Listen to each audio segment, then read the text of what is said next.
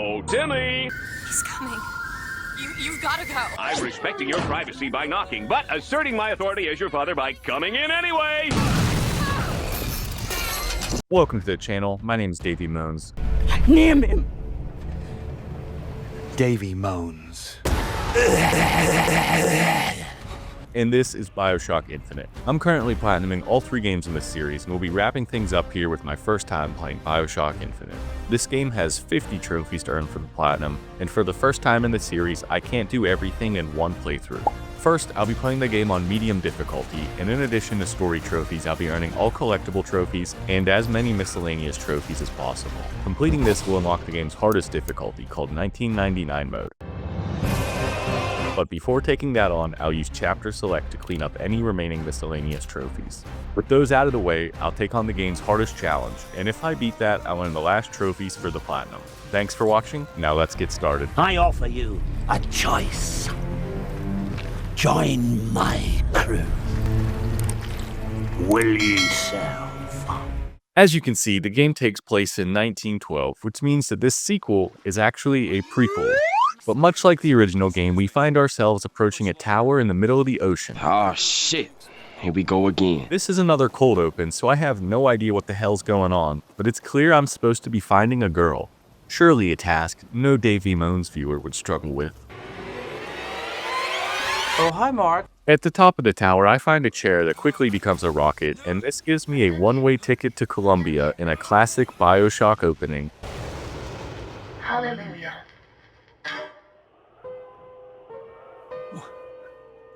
And it also gets the trophy counter started with a story trophy. The world building and environmental design are so good here. Columbia is beautiful and the colors and graphical style of the city are stunning. The game actually takes a long time to get to any combat. You'll spend at least 20 to 30 minutes in Columbia before any action kicks off. But if you're looking for the platinum, there are a few collectibles to grab here. On the way to the objective, we receive a mysterious telegram that seems pretty important. DeWitt, stop.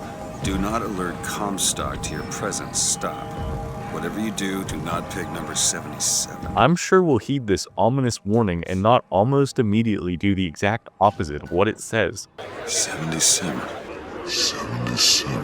It's the man, retarded! Well, doing that reveals that I'm branded as the false shepherd and kicks off the combat. The main change in this game's combat from the previous is that you no longer have a weapon wheel of every gun. Instead, the devs have taken a Call of Duty approach and you only have 2 weapons at a time.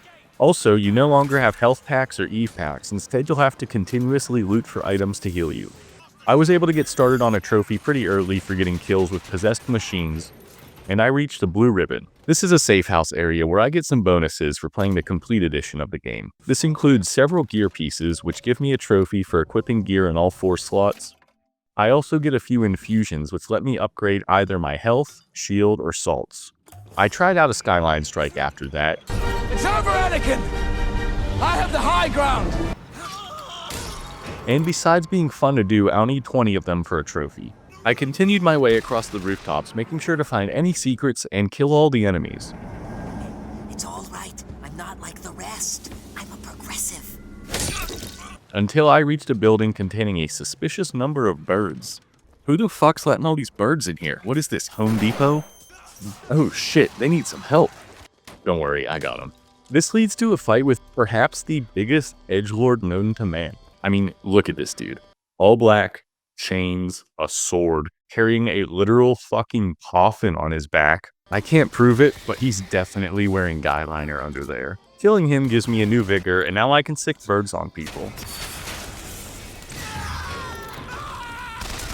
The next trophy I earned was for getting 25 kills with the pistol, and how I handled all the weapon trophies was to focus on 1 or 2 at a time, and once I got them, I'd stop using those guns and focus on something else. I have to skyline around here, and I have an opportunity to start progress on a trophy called Bon Voyage for pushing 20 guys off Columbia. And this is actually a bit harder than you might expect. How embarrassing. We have a run-in with Comstock after that, and he does a little aura farming. I'm just a prophet, so I don't have to. Before trying to have me killed. And I did miss the tiny window to grab the skyline, so congrats, Comstock. You got me. After I did make the jump, I reached Monument Island for a story trophy.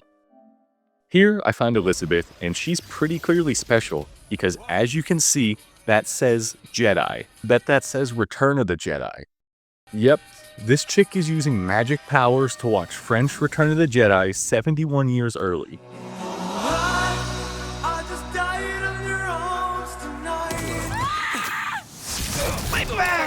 Well, we introduce ourselves, but then some alarms start going off, so we gotta bail.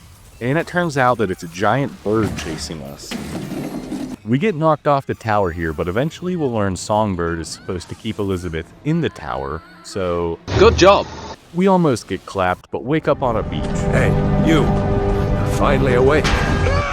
Elizabeth runs off here, but we're able to get her to follow us again by tricking her into thinking we're going to Paris. It turns out she's pretty useful though, because she can pick locks. I'll need her to do this 30 times for a trophy. And she'll also just pull random supplies out of thin air to toss to me.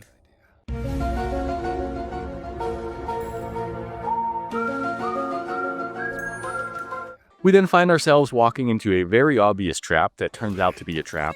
And it's been a while since there's been any combat, so I don't blame the NPCs for forgetting how to act. I regroup with Elizabeth in a gondola and give her a reality check. You think people like that are just gonna let you walk away? That gets her back on my side, and we set off to find an airship. The way is blocked until we find the shock jockey Vigor, so we detour to the Hall of Heroes. Here, a rival of Comstock named Slate decides it's time to get all of his men killed and attacks us. So here we go. I'm about to make myself retarded. I made some trophy progress here for affecting 3 enemies with 1 bigger trap. I have 2 museum displays to fight through before we reach one on Comstock that reveals Elizabeth is his daughter. Comstock's daughter. No, I can't be. I can't. Outside is more of Slate's men, and from now on Elizabeth can spawn in different objects or weapons to help with fights.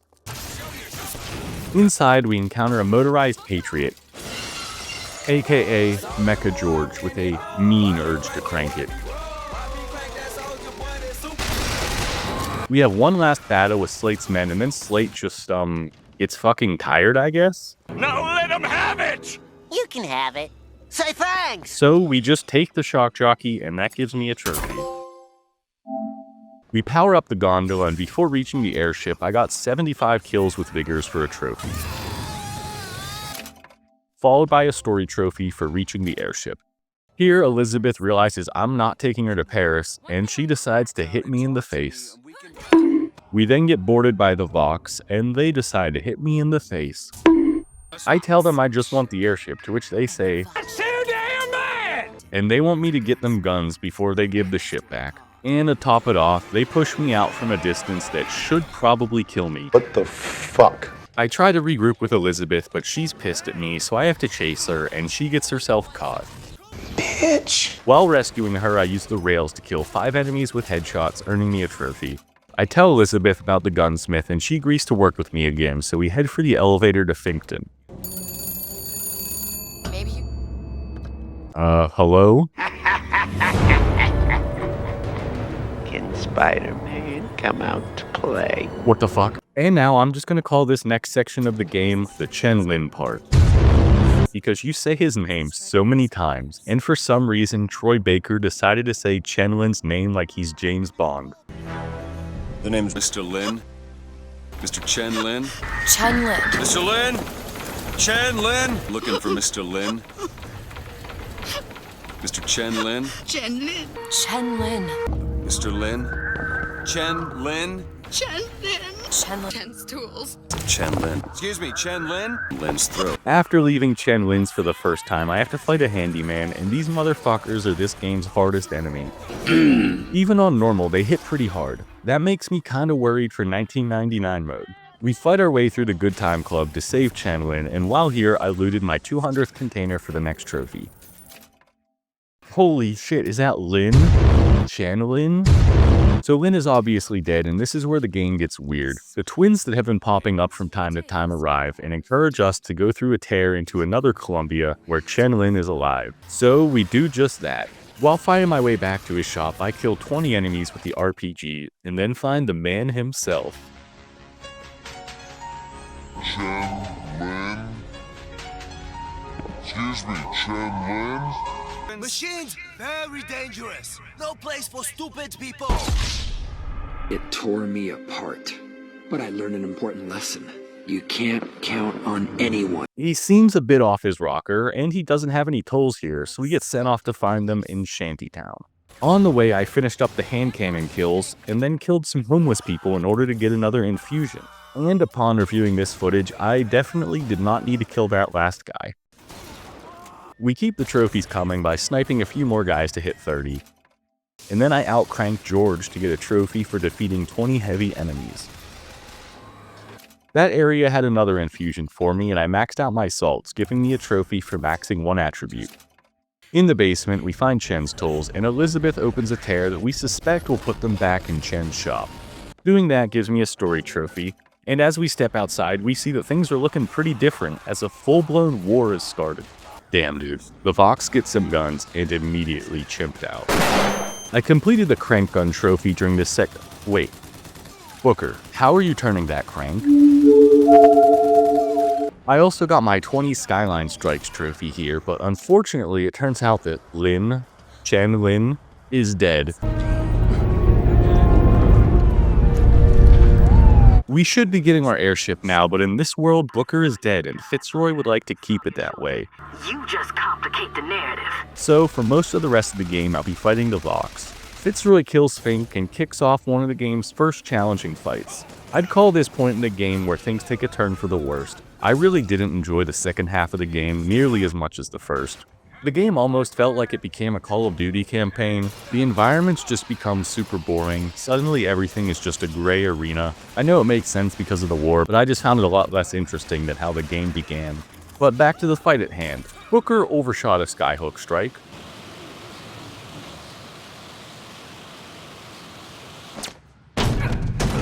And I had Elizabeth open the 30th tear. I distracted Fitzroy so Elizabeth could kill her, and that clears our way to the airship, earning me the next story trophy. Killing Fitzroy upset Elizabeth, and like any woman going through mental distress, he decides to cut her hair. Our getaway gets cut short by Songbird, and the twins swing by to guide us to Comstock's house, where we can learn how to stop Songbird. And like I said, the rest of the game is mostly combat arenas, so I'm going to try and speed through most of this. I'll cover some of these in more detail in the 1999 playthrough, but there's still a lot of trophies to earn along the way. I found what the game counts as every infusion. There are a few more, but since I got some from the complete edition, this one pops the trophy. Next up was 30 kills with the volley gun, followed by getting the final vigor and using that on an enemy to complete another trophy. I then tried to knock more enemies off Columbia, but earned a different trophy for killing 5 enemies while they're falling. A surprise, to be sure, but a welcome one. And as I left that area, I had Elizabeth pick the 30th lock to complete that trophy. And then immediately through those doors, I upgraded Undertow and got a trophy for fully upgrading 1 weapon and 1 vigor. I earned 1 more trophy on the way to Comstock House, and that was for 50 kills with the shotgun. Reaching the house, we're unable to get in, but the gate mistakes Elizabeth for her mother, so we think visiting her grave will help us get in somehow. We find her mother's tomb, only for Comstock to somehow spawn us an evil ghost version of Lady Comstock. Somehow, Lady Comstock return. This fight's pretty infamous on 1999, but here it's not too much trouble. I did, however, earn a trophy here by using my birds to attack 3 enemies at once. After defeating her, the Lutece twins show up to sassily tell us what to do. If only one of you had the power to alter time and space. That would be a blessing, wouldn't it? And then I have to waste a bunch of time running around this super ugly map, doing the same thing over and over. This was by far my least favorite part of the game.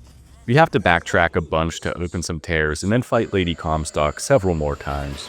Somehow, Lady Comstock return. During this, I spent 10k at vending machines, and after fighting her mother again, they make up, and the door to Comstock House gets conveniently blown open. Wow. Giving me a story trophy. Songbird shows up to stop us yet again. Hey, Freak Joe! You're going nowhere! But this time Elizabeth willingly goes with him to save me. We obviously set off to save her, but somehow walk into a different dimension. With all due respect, what the fuck? Here I executed my 20th enemy, and for the first time in this franchise, they actually got me with a jump scare. At the end of the level, we find Elizabeth, but it's not our Elizabeth. This old version of her makes excuses about why she's evil now, but finally stops yapping and tells us to give a message to our Elizabeth. We then get sent back to our timeline in time to save her. The enemies trying to stop me helped me get 150 kills with the machine gun. And after killing a couple of nerds, Elizabeth is free and I get a story trophy. Now all that's left is to find Comstock. On the way, I found the last telescope for that trophy. And as we fly up to Comstock's ship, I force-pushed enough guys off the gondolas to complete the Bon Voyage trophy. I also finished up the 100 carbine kills here. That brings us to Comstock's ship that has plenty of rails, so I finished up the 30 kills from a Skyline trophy, and fought through shitloads of enemies to reach the man himself. Mr. Lin? Chen Lin? Just before confronting Comstock, we learn Elizabeth's tower is limiting her powers. That'll be important soon. We confront Comstock and it's pretty anticlimactic. He just tells Elizabeth that I know something about her and then I kill him. Yeah, that's it for the main antagonist. Upstairs in his office, I find the last voxophone for a silver trophy and then the final fight starts. Elizabeth figures out that note I gave her is actually the musical notes to play to control Songbird, so we use that and gain the ability to summon him during this battle. And we'll need him because we have to destroy some Vox airships. This fight is much more interesting in 1999, but here I made heavy use of the rails to survive. And with the Vox defeated, the game's over. There's about half an hour of story and cutscenes left, so let's summarize those. Things start with a trophy, and then we have Songbird destroy Elizabeth's tower, giving her... She uses that power to teleport the three of us to Rapture, which kills Songbird. We then speedrun to the end of Bioshock 1 and take a bathysphere up to the surface, where Elizabeth basically says there are infinite timelines and dimensions and we can't change the past or certain events. We then go looking for answers and discover that Booker gave away his daughter to Comstock and the Lutece twins, and that daughter is of course Elizabeth. We decide we need to go back in time to stop Comstock from ever existing, and this is where the game reveals that you are also Comstock. You were born again as a different man. Well, of course I know him. He's me. So then several different Elizabeths drown you, and that apparently fixes everything. This ending doesn't work for me, like at all. Like 5 minutes ago, the game said certain events play out no matter what. Always a lighthouse. There's always a man. There's always a city. And it's been clear that there are multiple simultaneous dimensions going on, so killing Booker here doesn't solve anything, because that means there's still infinite dimensions where we don't do this. Kinda seems like the devs wrote themselves into a corner and were too stupid to get themselves out of it. Maybe there's some external lore that tries to make this make sense, but as the game presents it, it just seems stupid. Whatever. Finishing the game gives me 3 trophies. For beating the game on easy, on medium, and completing the game unlocks 1999 mode. Alright, before starting 1999 mode, I wanted to clean up every trophy that I wouldn't get by beating 1999, so I have 6 to earn. I'll be getting these by using chapter select, and things get off to a pretty easy start when I possess this machine to kill the last few enemies I needed for the Mind Over Matter trophy. I then hopped to the end of the game to get the last couple vigor combinations I needed. I didn't know which exactly I was missing, so it took a few tries, but it didn't take too long to figure it out. Nice. I loaded up a specific checkpoint next to have Elizabeth summon a drone to get a few kills. The next trophy to wrap up took me back to Slate where I get Shock Jockey, and in a room right after that, I shocked a puddle to earn the Hazard Pay trophy. Next up is the most random trophy in the game, to kill 5 enemies while drunk. I had to look up where to do this, and it ends up being pretty easy in a shantytown bar. Good morning, Krusty Krab. It took 2 runs, but there's that out of the way. And now there's 1 trophy left I wanted to earn before starting 1999. And this one is mostly going to be practice. It's to kill a handyman by only shooting his heart, and the strategy I saw involved getting the first one you fight stuck, so I wanted to see if this would work in 1999. I accidentally loaded up a chapter too early, but got some Chen Lin action, and so it was worth it. Hello? I'm looking for Mr. Lin. Mr. Chen Lin. After getting to the right spot, the handyman spawns in, and I'm going to use the hooks to jump to this rooftop.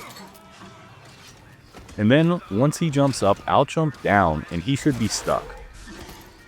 Oh yeah, it's all coming together. Yeah, he definitely is, so now I'm free to shoot his heart, and that gives me the trophy. And I'm gonna plan to use that in 1999 mode. Which, it's time to start. 1999 mode is the game's hardest difficulty, and what happens here is every time you die you lose $100, which limits your money to spend on upgrades, but if you run out of money you get sent back to the main menu. I'm pretty sure this doesn't end your run, you can still reload the last checkpoint, but I do not plan on being in that situation to find out. Dying will also heal enemies that are still standing. One of the remaining trophies is to beat this mode without buying anything from a dollar bill machine, which means I can't buy health or ammo as I go, which honestly is not that big a deal. I think I only did that once in my entire normal playthrough. The beginning of the game is pretty easy, but I did everything I could to get as much money as possible, and when I make it to the blue ribbon is where the strategy for the run takes shape. I would be investing in shield upgrades first, because the shield recharges over time and this will help me avoid as much health damage as possible. In here I also picked up the extra hat, and this will give me money when I find voxophones. Given how important money is to the run, I'll be refinding almost every voxophone in order to get more money.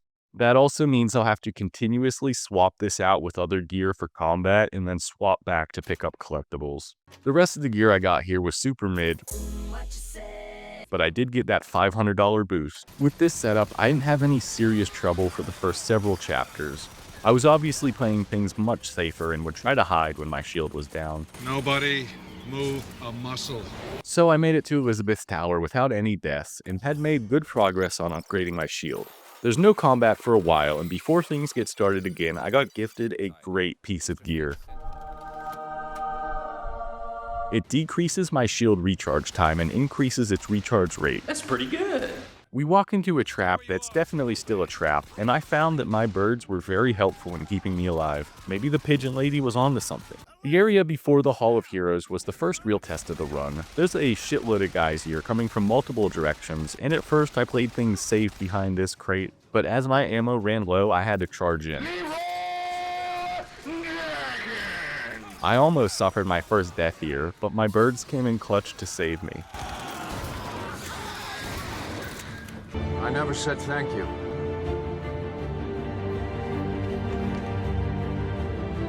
And you'll never have to. Inside the hall, I was able to keep my distance and use Bucking Bronco to avoid getting kamikaze. The first motorized Patriot fight was up, and I didn't have a great plan for this. Not a great plan. Once I get Shock Jockey, I'll be using that, but here I was kinda unprepared.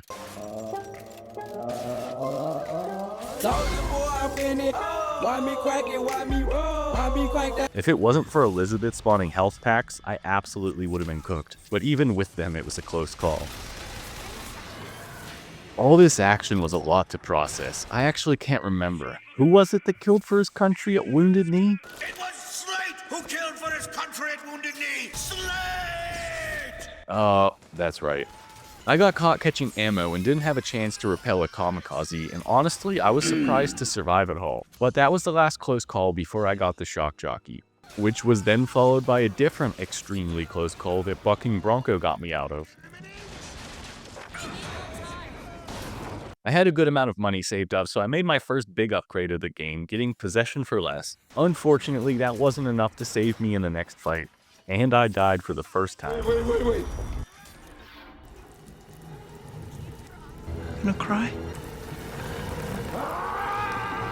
One death was all this fight would get out of me, and we made our way through the next couple sections with no issues until we reached the police station. I started the fight in the basement, which was a mistake because it triggers all the enemies upstairs.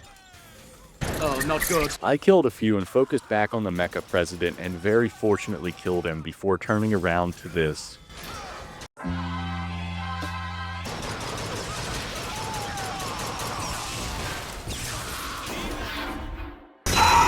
By reaching Finkton, I get the hand cannon, and going forward, I would try to have this and a sniper whenever possible. After the government-mandated Chen Lin section, we trigger the handyman fight. I went to use the rooftop strategy, and it worked even better than in testing. He's just standing there, menacingly. And after many shots, he goes down and we reach the Good Time Club. I thought I had a good approach staying up on the balcony, but I got flanked and have to add another death to the counter. The one death was all it would take to survive this fight, and with my shield maxed out, I'd be taking Salt's upgrades next. Grab that lockpick. We might need it later. Bitch, where? There's nothing here. There's nothing here. Down in the basement, I was expecting to get the winter shield gear. In my prep for the run, this looked like potentially the best gear to have, as it gives you invulnerability after you use a skyline or skyhook, and that would be massive for several hard fights and the final battle. But this is also where I fully realized that the gear in this game is random. What the fuck is this piece of shit? That's right, the gear spawns are random, so you could get dog shit or something OP. I was really hoping for that winter shield, so I reloaded the checkpoint, and that put me all the way back upstairs before the 3-wave fight. I survived it without dying this time, said hi to Slate, and was utterly disappointed yet again.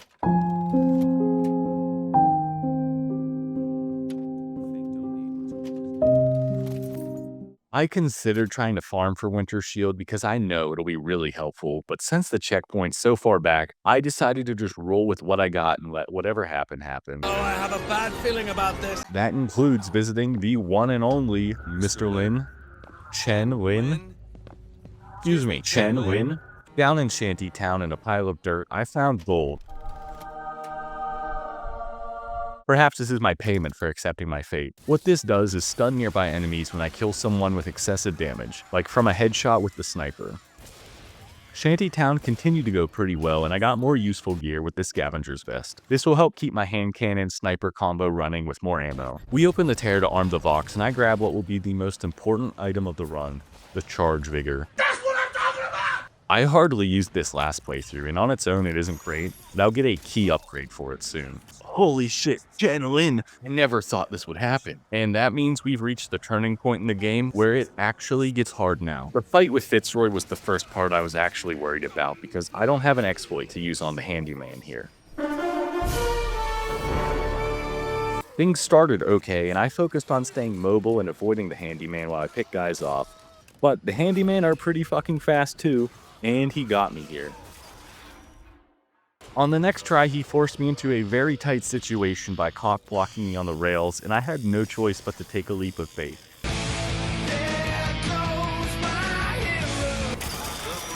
You're not dead. No. By some miracle, I survived, and with a sliver of health, managed to whittle down his. This definitely would have been a good time to use a certain piece of gear I had, but I completely forgot about that and will literally never use it. The next fight was also a challenge. Despite keeping my distance, I got sniped, and looking at this footage, I don't even see the guy that hit me. After clearing that encounter, I made the best decision of the run by getting the Charge Aid upgrade. This will give me brief invulnerability on attack and instantly starts my shield recharge. So basically when my shield would go down, I'd use Charge and have a get out of jail free card, which was perfect for the shitload of enemies in this area. Things would continue to be intense in the next encounter. If it wasn't for Elizabeth being able to spawn health packs and salts here, I would have struggled for sure. Even with all that, it took me down to my last bullet to kill the handyman. And now, it is time for Lady Comstock. This was the fight I was most worried about based off what I've been seeing.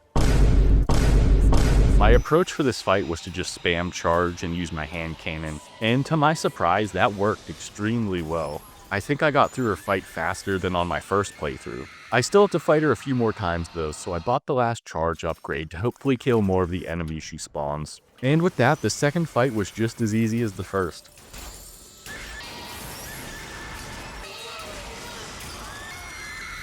In my haste to kill her the final time, I ran into an ambush, and a fucker with a volley gun killed me. I then fought Lady Comstock again, and this might have been the easiest fight yet. Things were going so well, I actually had to double check I was playing on 1999. But if that wasn't confirmation enough, all the heavily armored enemies stopping me from saving Elizabeth would suffice. With Elizabeth saved, we can start our flight up to the Hand of the Prophet, and at this point I know the enemies gotta hate to see me pull out a charge. Things went pretty smooth on the first 4, They got a bit tougher on the second, but you can just leave some of these enemies behind, so that's exactly what I did. Bye, have a great time. Inside, I got a bunch of free shots on the handyman as it failed to destroy a turret. He'd eventually get tired of me shooting him in the back and try to kill me, but he couldn't resist going back to that turret eventually, where I'd finally bring him down. One button pressed during a cutscene later, and it's time for the final fight. Showtime.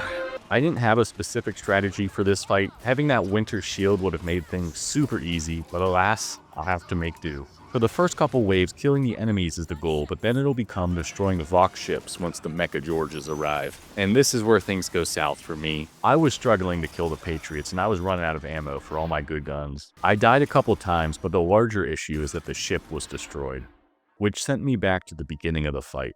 Now, gentlemen, if there's one thing Davy Moans won't be denied, it's taking a ship when he wants one. And gentlemen, I want this ship.